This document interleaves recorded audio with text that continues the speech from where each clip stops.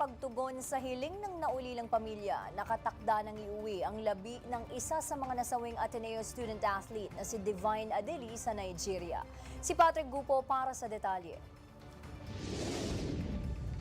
Matapos ang ilang araw na lamay, iuwi na sa kanyang home country na Nigeria ang labi ng nasawing Ateneo student athlete na si Divine Adeli. Pasado 2:00 kahapon nang ilabas mula sa Arlington Memorial Chapels ang mga labi ni Adeli papuntang Ninoy Aquino International Airport. Habang suot ang itim na damit na mayroon pang mukha ni Adeli, naging emosyonal ang kanyang mga kaibigan, teammates at ilang kaanak para ihatid ang kanyang labi. Hiling kasi ng kanyang mga kaanak sa Nigeria na maiuwi na ang kanyang mga labi, kasama pa sa naghatid sa kanya ang kaibigan at kapwa Nigerian athlete na si Solomon Okereke. Mismong ang teammates naman niyang sina Ian Espinosa at Sam Reyes at former Ateneo Blue Eagles assistant coach Sandy Arispacochaga ang nagbuhat sa kanyang kabaong palabas ng funeral homes. Pero bago lumisan, isang regalo ang iniabot ng tagahanga ni Adeli sa kanyang naulilang pamilya, isang artwork na may paboritong cartoon character ni Adeli.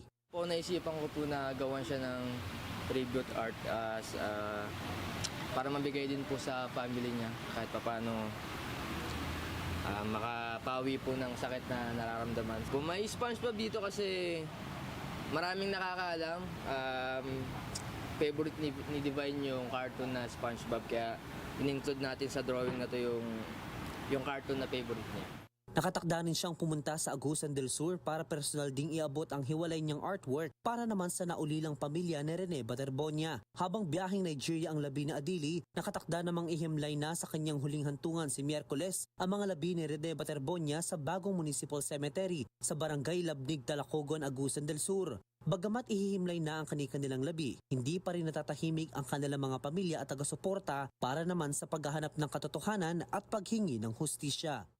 Para sa totoong balita sa Bagong Pilipinas, Patrick Gupo ng D1 1206 para sa 13 sa tanghali ng Congress TV.